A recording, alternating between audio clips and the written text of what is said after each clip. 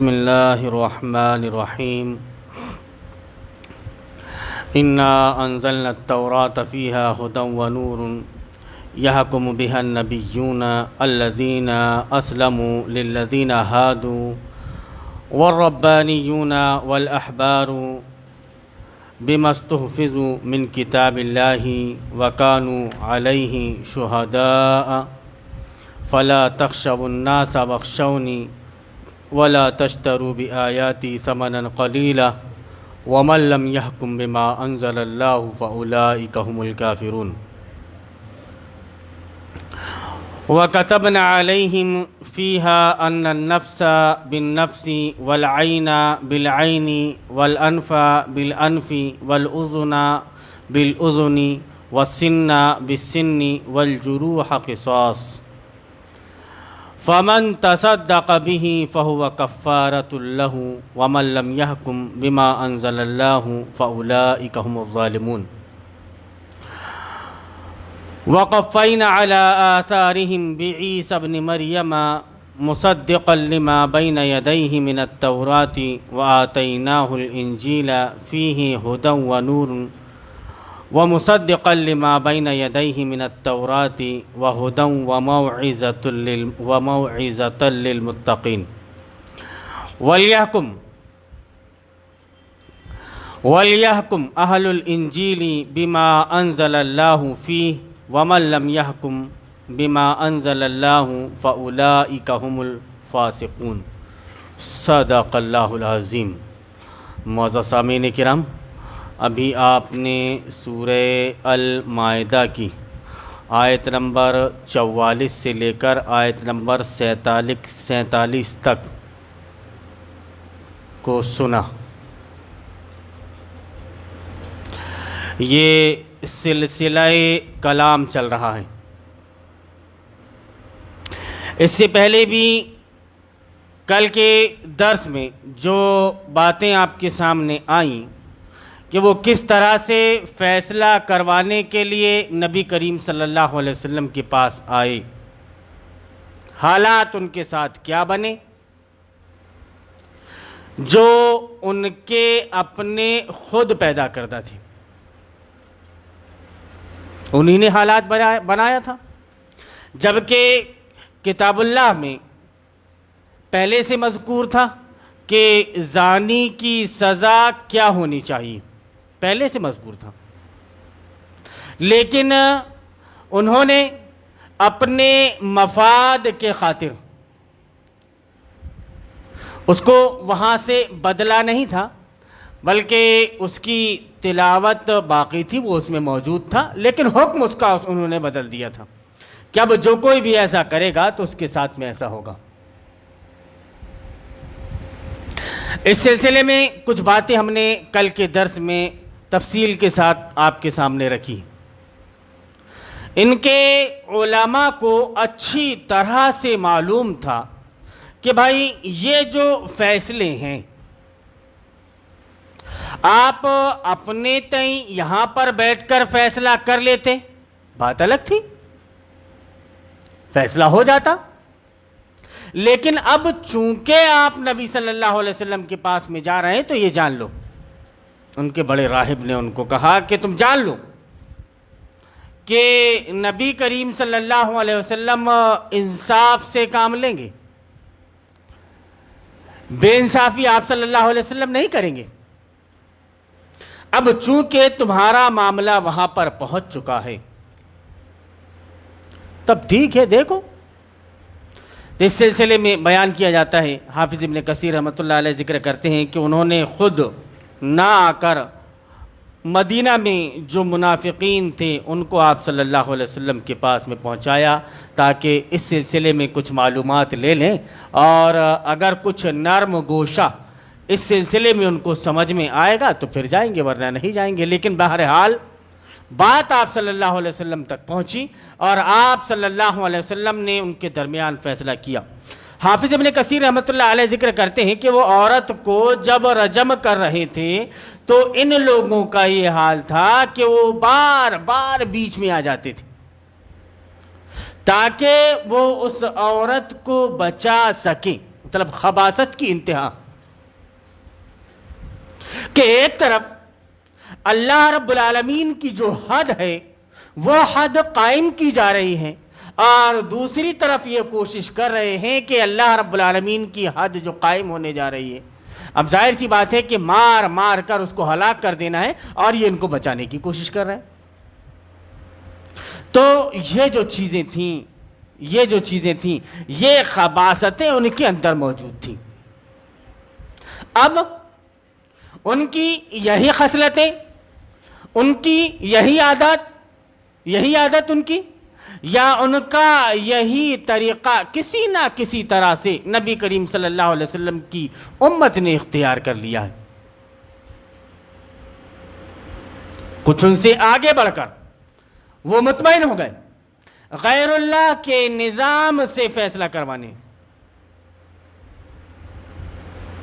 کیا ٹھیک ہے، کوئی دقت نہیں ہے اس میں، اور ذکر بھی کرنے لگے دلائل میں کہ وہ حضرت عبداللہ ابن عباس رضی اللہ تعالیٰ عنہ کی، ابھی ان سے پوچھا جائے کہ یہ عبادل اربعہ کس کو کہتے ہیں تو نہیں معلوم۔ کون کون سے صحابیوں کو عبادل اربعہ کہا جاتا ہے نہیں معلوم۔ انہی میں سے ہیں عبداللہ ابن عباس، عبداللہ ابن مسعود، عبداللہ ابن عمر رضوان اللہ علیہم اجمعین۔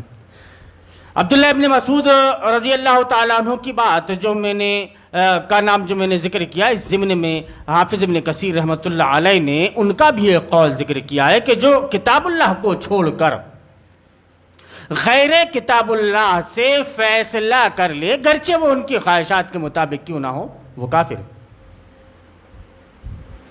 وہ کافر ہے۔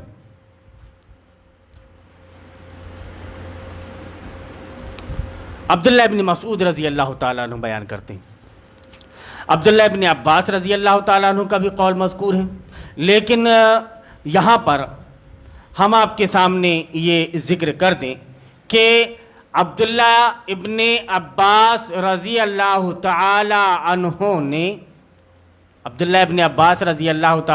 نے کن لوگوں کے متعلق یہ بیان فرمایا تھا کہ یہ وہ کفر نہیں ہے جو تم سمجھ رہے ہو۔ وہ کیسے تھے، کون تھے، کیا کرتے تھے؟ کیا ویسے ہی آج کے اس زمانے میں لوگ ہمارے یہاں موجود ہیں جیسا اس وقت وہاں پر موجود تھے؟ اس وقت کے یہود و نصارہ کا بھی یہ حال تھا کہ وہ فیصلہ کروانے کے لیے نبی کریم صلی اللہ علیہ وسلم کے پاس میں آئے، اور انہوں نے کہا کہ تاکہ ہمارے پاس کیا رہے، سند رہے۔ وہ فیصلہ کروانے کے لیے نبی صلی اللہ علیہ وسلم کے پاس میں آئے۔ اللہ رب العالمین بیان فرما رہا ہے کہ ہم نے تورات نازل کی جس میں ہدایت اور روشنی تھی۔ سارے نبی جو مسلم تھے اسی کے مطابق ان یہودی بن جانے والوں کے معاملات کا فیصلہ کرتے تھے۔ سارے نبی جو مسلم تھے، سنی، وہابی، بریلوی نہیں تھے، مسلم تھے۔ یحکم بہا النبیون الذین اسلموا، جن لوگوں نے اسلام قبول کیا تھا یعنی مسلم تھے۔ للذین ہادوا والربانیون والاحبار بما استحفظوا من کتاب اللہ وکانوا علیہ، کہ ان یہودی بن جانے والوں کے معاملات کا فیصلہ کرتے تھے، اور اسی طرح ربانی اور احبار بھی اسی پر فیصلے کا دار و مدار رکھتے تھے، کیونکہ انہیں کتاب اللہ کی حفاظت کا ذمہ دار بنایا گیا تھا۔ کس کو بنایا گیا تھا ذمہ دار کتاب اللہ کی حفاظت کا؟ ان کو۔ لیکن جب ان کی حالت اللہ رب العالمین نے یہ دیکھی تو اس کتاب کی حفاظت کا ذمہ اللہ رب العالمین نے اپنے سر لے لیا۔ پہلے اللہ رب العالمین بیان فرما رہا ہے بِمَسْتُحْفِظُوا مِن کتاب اللہ وَكَانُوا عَلَيْهِ شُهَدَاءَ، کہ ان کو اس کتاب کی حفاظت کا ذمہ دار بنایا تھا۔ اللہ رب العالمین نے دیکھا کہ اس طرح کی چیزیں اگر ان کو حفاظت کا ذمہ دار بناؤ تو یہ اس طرح کی باتیں لے آتے ہیں۔ اسی لیے اللہ رب العالمین نے اس شریعت کے مطابق، اس کتاب کے مطابق یہ بیان فرمایا کہ اِنَّا نَحْنُ نَزَّلْنَا الذِّكْرَ وَإِنَّا لَهُ الْحَافِظُونَ، کہ اس قرآن پاک کو ہم نے نازل کیا اور اس کی حفاظت کرنے والے ہم ہیں۔ دنیا کی کوئی طاقت اس کو ختم نہیں کر سکتی، دنیا کی کوئی طاقت اس میں تحریف و تبدیلی نہیں کر سکتی، ایک آیت کو نہیں بدل سکتی۔ یہی وجہ ہے کہ علماء نے تاویل کا، تفسیر کے ذریعے سے تاویل کا ایک دوسرا راستہ اختیار کیا، اور پھر وہاں سے آپ کے سامنے ذکر کیا کہ یہاں سے مراد تو یہ ہے، جبکہ کتاب اللہ سے مراد صحابہ اکرام رضوان اللہ علیہم اجمعین نے کیا سمجھا؟ بھائی قرآن کریم کے مطابق آپ ایک بات اچھی طرح سے اپنے ذہن میں بٹھا لیں کہ اللہ رب العالمین نے حسب ضرورت قرآن پاک کو نازل کیا ہے، وقتاً فوقتاً۔ ایک ہی مرتبہ اللہ رب العالمین نے قرآن پاک کو اتار کر نبی کریم صلی اللہ علیہ وسلم کو نہیں دے دیا کہ یہ لیجئے یہ کتاب ہے، اب اس کے مطابق آپ کو فیصلہ کرنا ہے، نہیں۔ حالات جیسے جیسے آتے گئے اللہ رب العالمین ان حالات کے مطابق آیتوں کو نازل فرماتا رہا۔ یہی وجہ ہے کہ جتنے بھی حالات قیامت تک آنے والے تھے اس کتاب پاک میں مذکور ہیں، اور آپ کو رجوع کرنا پڑے گا اسی کتاب کی طرف۔ آپ اس کتاب کو پڑھیں تو، اس کو سمجھیں تو، سمجھنے کی کوشش تو کریں۔ اگر اس کتاب پاک کو آپ سمجھنے کی کوشش کریں گے تو آپ کے لیے کوئی دقت اور پریشانی نہیں ہوگی۔ تو یہاں پہ اللہ رب العالمین نے بیان فرمایا کہ کیونکہ انہیں کتاب اللہ کی حفاظت کا ذمہ دار بنایا گیا تھا اور وہ اس پر گواہ تھے۔ اللہ رب العالمین بیان فرما رہا ہے کہ پس اے گروہ یہود، تم لوگوں سے نہ ڈرو بلکہ مجھ سے ڈرو، اور میری آیات کو ذرا ذرا سے معاوضے لے کر بیچنا چھوڑ دو۔ چند ٹکڑوں کے عوض میری آیتوں کو آپ نہ بیچو۔ وَلَا تَشْتَرُوا بِآيَاتِي ثَمَنًا قَلِيلًا۔ حافظ ابن کثیر رحمۃ اللہ علیہ ذکر کرتے ہیں کہ گرچہ یہاں پر جو مراد لیا گیا ہے وہ یہودی اس سے مراد ہیں، اس کے پس منظر میں وہ ہیں، لیکن آیت عام ہے، اور چونکہ یہ شریعت محمدی میں ہے اسی لیے اس سے مراد، اس کے مخاطب نبی کریم صلی اللہ علیہ وسلم کے امتی بھی ہیں۔ ظاہر سی بات ہے کہ قرآن پاک میں کوئی چیز ذکر کی جا رہی ہو اور اس کے مخاطب نبی کریم صلی اللہ علیہ وسلم کی امت نہ ہو، ایسے کیسے ہو سکتا ہے؟ اللہ رب العالمین نے یہ جو پرانے واقعات جو ذکر کیے وہ صرف یہ بتانے کے لیے کہ یہ چیزیں ان کے سامنے پیش آ چکی ہیں، یہ باتیں ان کے سامنے آ چکی ہیں، کتاب اللہ میں یہ چیزیں موجود تھیں، لیکن اس کے باوجود انہوں نے ایسا کیا۔ مطلب اب تم ایسا نہ کرنا۔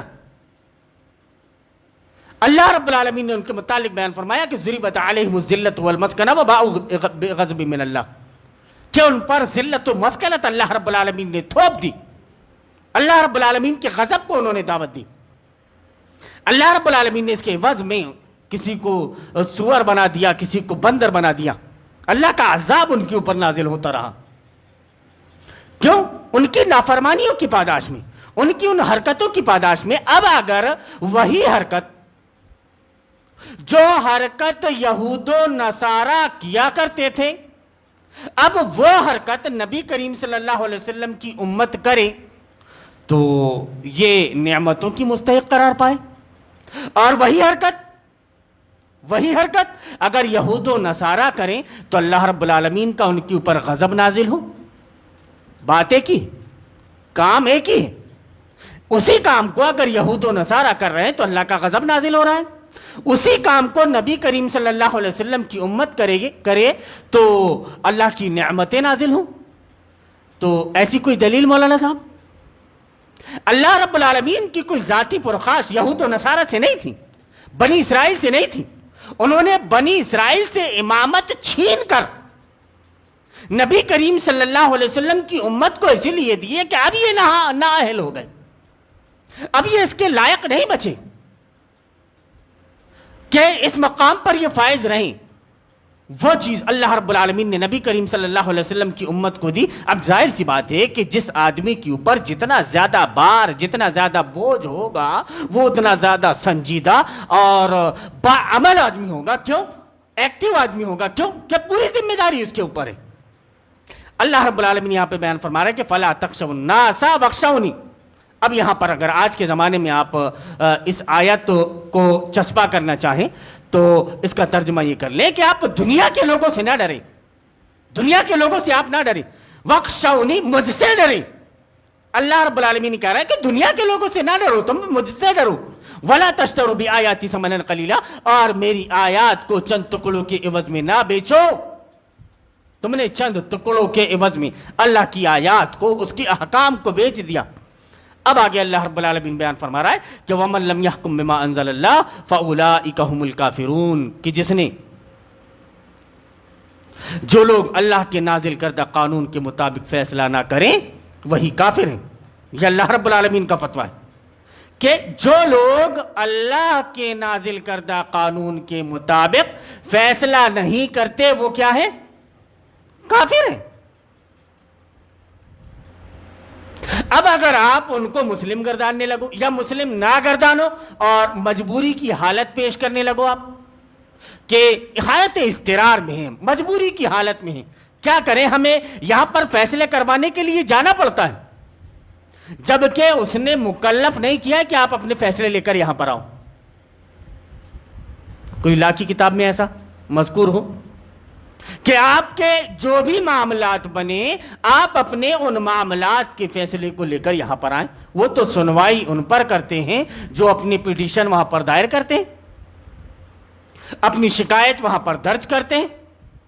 اب آپ اگر اپنی شکایت وہاں پر درج نہ کرو, کتاب اللہ اور سنت رسول اللہ کے مطابق فیصلہ کر لو اور باعمل ہو, دونوں مخلص ہوں کہ ہم کتاب اللہ اور سنت رسول اللہ کے مطابق جو بھی فیصلے ہو رہے ہیں ہم اس کو مانیں گے, اس کے مطابق ہم زندگی گزاریں گے.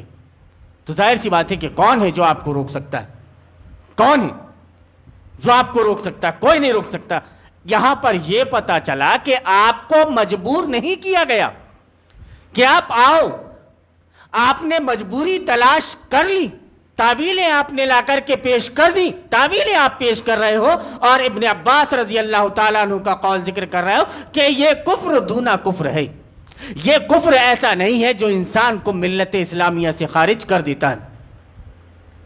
ابن کثیر رحمۃ اللہ علیہ یہ بیان فرماتے ہیں افحکم الجاہلیت یبغون کے تحت, آگے انشاءاللہ سورہ مائدہ میں ہی وہ آیت آپ کے سامنے آئے گی کہ کیا یہ لوگ جاہلیت کا فیصلہ چاہتے ہیں.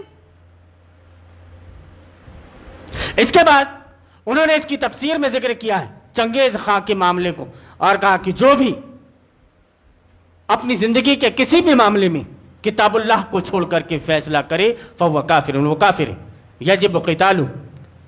تو ان کو چاہیے تھا کہ یہاں پر عبداللہ ابن عباس رضی اللہ تعالی عنہ کی کا وہ قول بھی نقل کرتے کہ یہ کفر ایسا کفر نہیں ہے جو ملت اسلامیہ سے خارج کر دے گا, یہاں پر کفر دونا کفر ہے. یہ باتیں آپ کے سامنے جو بھی اس طرح کی چیزیں رکھے گا تو تعویلات کا جو دروازہ کھولتے ہیں وہ یہ چیزیں لا کر کے آپ کے سامنے پیش کرتے ہیں. علامہ اقبال نے کیا ہی خوب نقشہ کھینچا ہے کہ خود بدلتے نہیں قرآن کو بدل دیتے ہیں. ہوئے کس درجہ فقیہان حرم بتوفیق, ان غلاموں کا یہ مسلک ہے کہ ناقص کتاب جو سکھاتی نہیں امت کو غلامی کے طریق. تو اس آیت کو جب آپ کے سامنے ہم نے رکھا تو یہاں پر یہ ساری چیزیں ذکر کی گئیں کہ نبی انبیاء کرام جو بھی فیصلے کیا کرتے تھے وہ کتاب اللہ کے مطابق کیا کرتے تھے. کتاب اللہ میں مذکور ہے تو وہ فیصلہ کرتے تھے, ورنہ وہ فیصلے نہیں کیا کرتے تھے. تو آپ یہ بتائیں کہ وہ اپنے فیصلے پھر کس کے پاس لے کر کے جاتے تھے؟ نجاشی بادشاہ اس کے پاس میں گئے، صحابہ کرام کے درمیان میں کوئی معاملہ ہوا تو اس معاملے کا فیصلہ انہوں نے اس بادشاہ سے کروایا. اس کی کوئی دلیل؟ ظاہر سی بات ہے اس کی کوئی دلیل ہونی چاہیے کہ آپ صلی اللہ علیہ وسلم نے ایک دیکھا کہ ایک بادشاہ ہو صحیح ہے، بعد میں وہ اسلام بھی لے آیا، آپ صلی اللہ علیہ وسلم نے اس کے جنازے کی نماز بھی پڑھی. جبکہ صحابہ کرام رضوان اللہ علیہ مجمعین کے عمل سے یہ ملتا ہے کہ انہوں نے وہاں پر جانے کے بعد بھی قرآن کی بات سے ایک مرتبہ بھی یا تھوڑا سا بھی اسے سمجھوتا نہیں کیا. کہا کہ تم ایسا سمجھتے ہو اللہ رب العالمین یہ بیان فرماتا ہے کہ وہ اس کے بندے اور رسول ہیں. عیسیٰ علیہ السلام کے سلسلے میں عیسائی تھا وہ بادشاہ، تو وہاں پر جو ان کی تکرار ہوئی تھوڑا اس تکرار کو بھی آپ پڑھ لیں، یا پھر یہ دیکھیں کہ وہاں پر جو نبی کریم صلی اللہ علیہ وسلم نے ان کو بھیجا جتنے دن بھی وہاں پر وہ قائم رہے تو وہ اس کے احکام کے مطابق فیصلہ کرتے تھے؟ نہیں. جیسے آپ صلی اللہ علیہ وسلم کی زندگی مکہ میں گزرتی تھی ویسے ان کی زندگی وہاں پر گزر رہی تھی. تو آپ صلی اللہ علیہ وسلم نے مکہ میں ان کے فیصلے کے مطابق، ان کے قانون کے مطابق، ان کی شریعت کے مطابق، ان کی اہوا خواہشات کے مطابق اگر فیصلے کیے ہو تو آپ بتائیں. لیکن نہیں، ایسی کوئی چیز آپ کو نہ کتاب اللہ میں ملے گی نہ سنت رسول اللہ میں. لیکن یہ چور دروازہ علماء کرام جو تلاش کرتے ہیں کہ ایک چور دروازہ انہوں نے نکال لیا کہ چلو اب یہاں سے یہ تو چور دروازہ نکل گیا، اب جا کر کے ہم پوری طرح سے مطمئن ہو جائیں اور پوری طرح سے ان کو فالو کر لیں، ان کے احکام کے مطابق ہم اپنی زندگی گزارنے لگیں. ایک سوال یہ بھی پیدا ہوتا ہے کہ آپ کے پرسنل لا کو اجازت ہے کہ آپ کے قوانین کے مطابق آپ چاہو تو فیصلہ کر دو، صرف حدود قائم نہیں ہوں گی؟ گویا اب یہاں پر آ کر آپ کے رب کا کلام اس بات کا محتاج ہو گیا کہ ایک انسان جتنے حصے کو پاس کر دے آپ اتنے پر عمل کرنے کو اپنے آپ کے لیے بڑا فخر محسوس کریں گے، اور جتنے حصے پر عمل کرنے سے آپ کو روک دے آپ رک جائیں گے. ہاں تو پھر افتؤمنون ببعض الکتاب وتکفرون ببعض، کہ کتاب کے بعض حصے پر ایمان لاتے ہیں اور بعض حصے کو چھوڑ دیتے ہیں. اللہ رب العالمین بیان فرماتا ہے کہ لہم خزی فی الدنیا ولہم فی الآخرۃ عذاب عظیم، کہ ان کے لیے دنیا میں ذلت اور رسوائی ہے اور آخرت میں دردناک عذاب. آدمی چاہتا ہے کہ احون الولیتین کے تحت، اخف الضررین کے تحت، کہ چھوٹی برائی کو لے لو، چھوٹے نقصان کو لے لو آپ، بڑے نقصان کو چھوڑ دو آپ، چھوٹے نقصان کو لے لو. آپ نے چھوٹا نقصان لے لیا، چھوٹا نقصان آپ نے یہ سمجھا کہ بھائی ٹھیک ہے آپ ووٹ دے کر اپنی جان کو بچا سکتے ہیں ورنہ آپ کا ایمان خطرے میں. ہم یہ کہہ رہے ہیں کہ آپ کی جان بڑا نقصان ہے یا پھر جہنم کی آگ. ظاہر سی بات ہے کہ جہنم کی آگ میں جانا کوئی آدمی پسند نہیں کرے گا، تو آدمی اپنی جان دینا گوارا کرے گا لیکن جہنم کی آگ میں جانا پسند نہیں کرے گا. آپ اگر ایسا کرو گے تو آپ کو یہاں پر اللہ کے خاطر، کیونکہ ثابت قدم آپ کو رہنا ہے. آپ اگر خباب بن ارت کی جگہ میں ہو تو آپ کو سولی پر چڑھایا جائے گا.